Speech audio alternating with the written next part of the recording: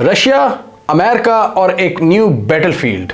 यहाँ भी रशिया ने अमेरिका को किक आउट कर दिया है। आज की इस वीडियो में हम जानने की कोशिश करेंगे कि वो कौन सा रीजन है जहाँ पर रूस की एंट्री हुई है और अमेरिका का पॉसिबल इनखला होने वाला है। बहुत से इंटरेस्टिंग फैक्ट्स हैं जो आज की इस वीडियो में हम जानने की कोशिश करेंगे।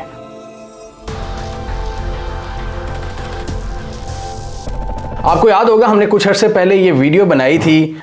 इसमें साहिल का जो रीजन है, जो वेस्ट अफ्रीकन कंट्रीज़ हैं जैसे कि नाइजर, माली, बर्किना फासो वगैरह, इनके अंदर एक अवेकनिंग आ रही है और एक एंटी वेस्ट सेंटीमेंट क्रिएट हो रहा है और इनके बहुत से मुल्कों पर मिलिट्री काबिज हो चुकी है और वो ये जो वेस्टर्न ट्रूप्स हैं इनको किक आउट कर रही है। बर्किना फासो ने फ्रेंच ट्रूप्स को किक आउट किया, इसके अलावा माली, चड और नाइजर। और इस एरिया में नाइजेरिया इस वक्त एक इम्पॉर्टेंट एलाय है और दूसरा ये कंट्री है नाइजर, जिसके काफ़ी बुरे हालात हैं। और ये जो पूरा रीजन है, साहिल रीजन इसे कहा जाता है वेस्ट अफ्रीका में, यहाँ पर अब अमेरिका और इसके एलाइज के लिए बहुत सी मुश्किलात हो रही हैं। हिस्टोरिकली फ्रांस अफ्रीका का सबसे बड़ा कॉलोनाइज़र रहा है और बहुत से ममालिक फ्रेंच ट्रूप्स को भी यहाँ से निकाल रहे हैं। तो अभी रीसेंट डेवलपमेंट क्या हुई है, इसको अमेरिका के जो डिफेंस सेक्रेटरी हैं लॉयड ऑस्टिन, उन्होंने कंफर्म किया है और उन्होंने बताया है कि नाइजर की एक मिलिट्री बेस जहां पर यूएस ट्रूप्स की प्रेजेंस थी, वहां पर रूसी फौजी आकर बैठ गए हैं। जी हाँ, ये बड़ी इंटरेस्टिंग और फनी बात लग रही है कि रूसी फौजी उसी बेस पर आके बैठ गए हैं जहां पर अमेरिकन प्रेजेंस थी। तो ये मामला क्या है, आइए ज़रा देखते हैं। नाइजर की मिलिट्री के इस साल के आगाज़ से ही यूएस के साथ मुज़ाकरा चल रहे थे कि तकरीबन 1000 के करीब जो यूएस ट्रूप्स हैं, इनकी कैपिटल सिटी में एक एयर बेस में जो स्टेशन है, इनको यूएस निकाल बाहर करे और नाइजर अब इनको नहीं वेलकम करता मज़ीद। तो उस हवाले से ये तकरीबन 1000 के करीब फ़ौजी हैं अमेरिकन जो वहाँ पर बैठे हुए हैं नाइजर में। ये इनका कैपिटल सिटी है नियामी, इसका एयरपोर्ट है ड्योरी हमानी इंटरनेशनल एयरपोर्ट। यहाँ पर एक एयर बेस है इसके करीब जहाँ यूएस ट्रूप्स स्टेशन हैं। लास्ट ईयर नाइजर में जब मिलिट्री कू लगा था तो इन्होंने यूएस फोर्सेस के साथ मुआहदा किया था कि इस इलाके में दाइश की जो प्रेजेंस है उसको मिलकर काउंटर किया जाएगा और उन्होंने इस हवाले से एक फ्रेश एग्रीमेंट किया था यहाँ की फोर्सेस ने। और इस इलाके में इनको काफ़ी ज़्यादा मुश्किलात पेश आती हैं दाइश और अलकायदा की जानिब से। तो उनको लड़ने के लिए अमेरिका बादर ने अपनी फोर्सेस भेजी थी यहाँ पर। उससे पहले भी उनकी कुछ प्रेजेंस थी और कुछ फ्रेश ट्रूप्स भी उतारे गए थे। आपको पता है कि जहाँ पर अलकायदा और दाइश की बात होती है वहाँ पर अमेरिकी फोर्सेस भी पहुँच जाती हैं। ये अफ्रीका का जो साहिल रीजन है, जो 4-5 कंट्रीज़ हैं यहाँ पर, इधर दाइश की और अलकायदा की प्रेजेंस है और वो मूवमेंट करते रहते हैं ताकि उनकी लोकेशन का किसी को पता ना चल सके। ये ऑब्वियसली ये हिस्टोरिकली ये जो ममालिक हैं ये काफ़ी वीक रहे हैं, इनकी ज्योग्राफी भी ऐसी है, इनके पास कोई समंदर भी नहीं है, लैंड लॉक कंट्रीज़ हैं।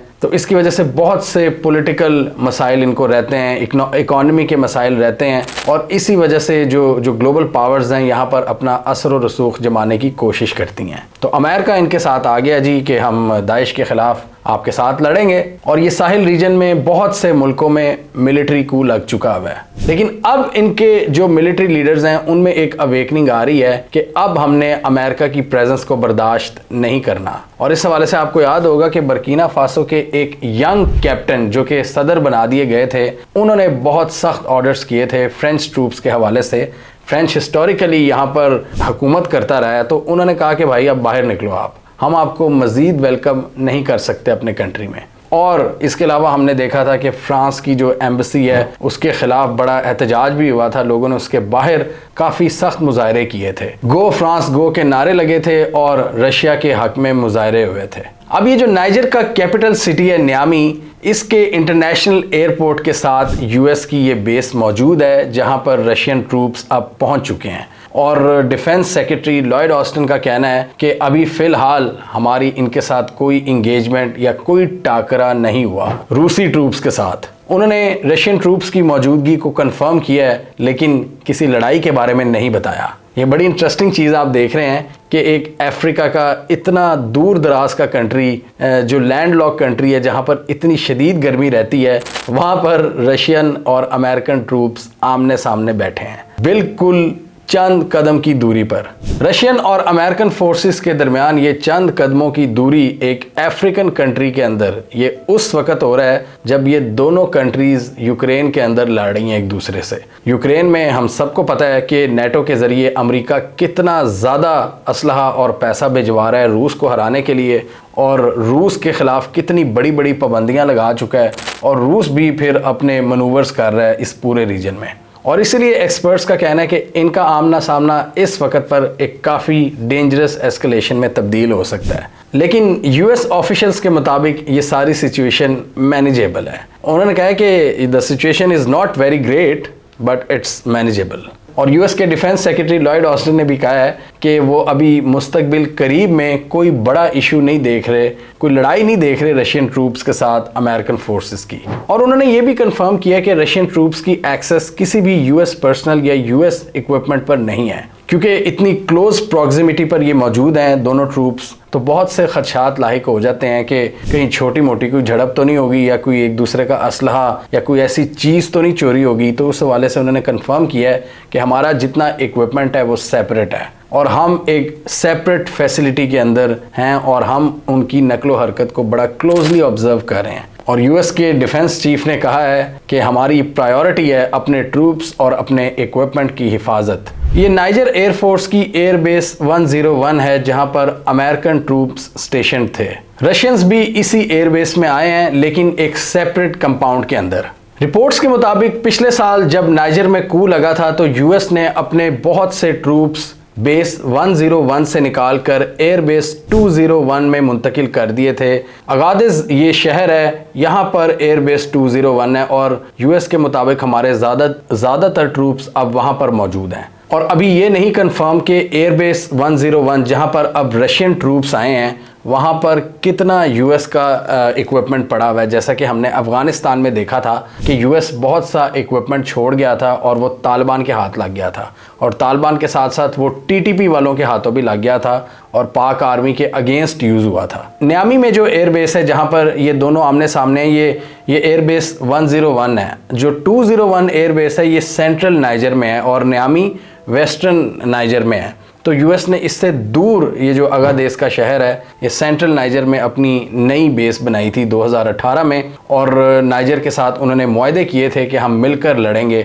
और $100 मिलियन की लागत से ये एयरबेस नई बनाई थी यूएस ने अपने ट्रूप्स को स्टेशन करने के लिए। ये अब हम एक ट्रेंड देख रहे हैं कि वेस्ट अफ्रीका के ये जो ममालिक हैं जो बहुत बैकवर्ड समझे जाते हैं, इन्होंने अब वेस्टर्न ममालिक की जो फोर्सेस हैं उनको वेलकम करना छोड़ दिया है। जैसे मैंने पहले बताया, बर्किना फासो, चाड, माली और नाइजर, ये सारे कंट्रीज़ जब से यहाँ पर मार्शल लॉ लगने शुरू हुए हैं पिछले 1-2 साल में, ये बहुत ज़्यादा अग्रेसिव हो चुके हैं। फ्रांस के हवाले से भी यहाँ पर काफ़ी ज़्यादा रिजेंटमेंट पाई जाती है। फ्रांस के ख़िलाफ़ काफ़ी एंटी सेंटिमेंट है यहाँ पर, और फ्रांस को उन्होंने निकाल बाहर किया है। और अब हम देख रहे हैं कि ये रूस के साथ नए नए मुआहदे करने चाहते हैं, मिलिट्री जो एग्रीमेंट्स हैं ये रूस के साथ करना चाहते हैं। और ये अब हम क्लियरली देख रहे हैं कि रशिया यूक्रेन जंग के बाद बहुत सी जगहों पर इक्वेशंस चेंज हो रही हैं। ये यूरोप में इनका एक हैवी मुकाबला चल रहा है रूस के साथ। ये सारी वेस्टर्न पावर्स का, फ्रांस, जर्मनी, यूके और यूएस, ये बेसिकली 4-5 स्ट्रॉन्ग कंट्रीज़ हैं। और अफ्रीका के रीजन में भी अब इनका मुकाबला शुरू हो चुका है और यहाँ पर ज़्यादा अब रूस को वेलकम किया जा रहा है। रूस ने भी एक समिट अरेंज की थी लास्ट ईयर और इसमें इन सारे ममालिक के ये जो मिलिट्री लीडर्स हैं इनको बुलाया था। अफ्रीका से रिलेटेड इन्होंने समिट बुलाई थी और रूस ने हर किस्म की सपोर्ट का कहा था कि हम हर मुमकिन मदद को तैयार हैं आपकी। आप इस वीडियो में सारी डिटेल्स देख सकते हैं। तो अब ये रूस को वेलकम करना शुरू हो गए हैं और बाज़ औक़ात ये भी रिपोर्ट्स आई हैं कि अफ्रीका में कई जगहों पर रूस ने अपना वैगनर ग्रुप भी उतारा है, जो रूस की एक प्रॉक्सी है, यानी जहाँ पर रूस अपनी डायरेक्ट आर्मी यूज़ नहीं करना चाहता, रेगुलर आर्मी, वहाँ पर ये वैगनर ग्रुप जो इनके पैरामिलिट्री ग्रुप कह लें या कोई प्रॉक्सी ग्रुप कह लें, इनको वहाँ पर भेजता है। और इनकी प्रेजेंस हमने लीबिया में भी देखी है, सीरिया में भी देखी है और इन अफ्रीकन ममालिक में भी देखी है। और वहाँ पर इनकी कुछ लड़ाइयाँ दाइश वगैरह के साथ भी हुई हैं वैगनर ग्रुप की। यूएस फोर्सेस ने अभी रिसेंटली चाड में भी अपनी जो प्रेजेंस थी उसको छोड़ा है और बहुत से ट्रूप्स को विड्रॉ किया है। फ्रेंच मिलिट्री को माली और बर्किना फासो से निकाल बाहर किया है। और ये ट्रेंड हम पिछले 1 साल से देख रहे हैं, जहां पर फ्रेंच और यूएस ट्रूप्स को निकाला जा रहा है और रशियन ट्रूप्स को वेलकम किया जा रहा है, और रशिया के हक में मुजाहरे भी निकाले जा रहे हैं और इनके मिलिट्री लीडर्स रूस के साथ भी मुआहदे कर रहे हैं। माली कंट्री जहां पर बड़े अरसे से इंस्टेबिलिटी थी और इनके मुआहदे थे ये यूएस और फ्रेंच ट्रूप्स वगैरह के साथ, ये अब रूस के साथ कुर्बत बढ़ा रहे हैं और इन्होंने भी वैगनर ग्रुप को तैनात करवाया रूस की मदद से। यूएस ऑफिशियल्स के मुताबिक इनको पहले ही आइडिया था कि रशियन ट्रूप्स यहाँ पर आ सकते हैं और कोई बातचीत, कोई अंडरस्टैंडिंग चल रही है नाइजर की गवर्नमेंट की, तो इसीलिए उन्होंने बातचीत शुरू कर दी थी नाइजर से, और नाइजर ने इन्हें बड़े पोलाइटली कहा था कि भाई अब आपके निकलने का टाइम है। तो अभी यूएस का कंप्लीट विड्रॉल तो नहीं हुआ, लेकिन ये इंटरेस्टिंग चीज़ अब हमने देखी है कि इनके ट्रूप्स अब आमने सामने हैं। जहां वो ठंडे इलाकों में जंग लड़ रहे हैं यूक्रेन के अंदर, अब इन गर्म इलाकों में भी इनका आमना सामना हो चुका है। लेकिन मोस्ट लाइकली कोई ऐसी सिचुएशन नहीं बनेगी जहां पर इन दोनों का कोई कन्फ्रंटेशन हो। इसके अलावा यूएस ऑफिशियल्स के मुताबिक उनके पास ये भी रिपोर्ट्स हैं कि नाइजर में ईरान की एंट्री भी हो रही है और ईरान नए नए इकोनॉमिक मुआहदे करना चाहता है, यूरेनियम के हवाले से वो रिसर्च करना चाहता है और दूसरे जो रॉ मटेरियल्स हैं उनको नाइजर की गवर्नमेंट के साथ मिलकर निकालना चाहता है। और ये हम सबको पता है कि ईरान और रूस का एक बहुत स्ट्रॉन्ग अलायंस है, ये मिलिट्री अलायंस की शक्ल में भी हमें नज़र आता है कई जगहों पर, जैसे सीरिया और मिडल ईस्ट की कुछ दूसरी जगहों पर। तो यहाँ पर ईरान और रूस का जो गठजोड़ है वो डेफिनेटली अमेरिका और इसके एलाइज के इंटरेस्ट को अंडरमाइन करता है क्लियरली। तो इसलिए अमेरिका काफ़ी ज़्यादा नाराज़ भी होता है, इन पर सैंक्शंस भी लगाता है, और ये अब अमेरिका को नज़र आ रहा है कि बहुत से इलाकों में इन दोनों कंट्रीज़ ने इनको चैलेंज कर दिया, चाहे वो मिडल ईस्ट हो, चाहे वो यूरोप हो, और अब अफ्रीका। चाइना को काउंटर करने के लिए ये साउथ चाइना सी में अलाइंसेस बना रहे हैं और वहाँ पर रूस और ईरान का कोई ख़ास काम नहीं है, लेकिन वहाँ पर ये चाइना को कॉर्नर करने की कोशिश कर रहे हैं। इन जगहों पर देखा जाए तो रूस और ईरान इनके हाथ नहीं आ रहे इतने आसानी से, ये पूरी बैटल लड़ रहे हैं, ये अपनी प्रॉक्सी ग्रुप्स को भी इस्तेमाल कर रहे हैं, दोनों साइड्स अपने जो प्रॉक्सीज हैं और जो हाइब्रिड वॉरफेयर है उसका इस्तेमाल कर रहे हैं। अभी मैं कल खबर पढ़ा था कि रूस ने first ever tactical nuclear drill की तैयारियां भी शुरू कर दी हैं।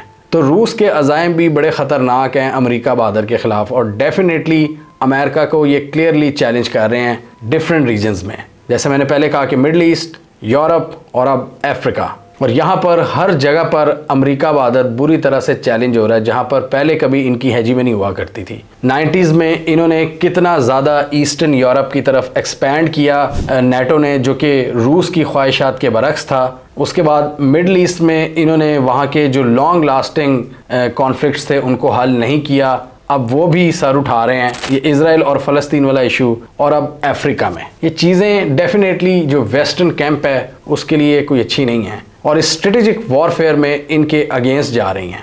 पहले तो फ्रांस और अमेरिका वगैरह ये अफ्रीकन कंट्रीज़ में रजीम चेंज करवा लिया करते थे बड़ी आसानी से, अब तो इनकी कटर वो गवर्नमेंट्स आ गई हैं जो इनके अगेंस्ट हैं, तो इनको हटाना, इनको रास्ते से हटाना बड़ा चैलेंज होगा इन वेस्टर्न ममालिक के लिए। तो अब देखना ये है कि हालात किस तरफ आगे जाते हैं। वेस्टर्न ममालिक के अपने डोमेस्टिक हालात इस वक्त इतने ज़्यादा ख़राब हो चुके हैं, वहाँ पर इतनी पोलराइजेशन बढ़ चुकी है कि शायद अब ये बाहर के जो अपने एम्बिशंस हैं उनको सक्सेसफुली अकम्प्लिश नहीं कर पा रहे। तो देखना ये है कि अब कौन जीतेगा, कौन इस पूरी दुनिया में हुक्मरानी करेगा। ये जो इन्फ्लुएंस की जंग हम देख रहे हैं 3 से 4 बर्रे आज़मों में, इस जंग को कौन जीतता है? हमें कमेंट सेक्शन में बताइए आपके ख्याल में ये जंग कौन जीतेगा। वेस्टर्न कैंप जो कि एक रीन्यूड एफर्ट कर रहा है, जो $100 बिलियन से ज़ायद का बजट निकाल रहा है मिडल ईस्ट, साउथ चाइना सी और यूरोप के लिए, और दूसरी तरफ ये रूस, चाइना और ईरान वगैरह, किसकी जीत आप देख रहे हैं? कमेंट कीजिए। इसके अलावा हमारा यूट्यूब चैनल सब्सक्राइब कर लो, साथ ही वो बेल आइकन भी दबाएं ताकि वो स्टोरीज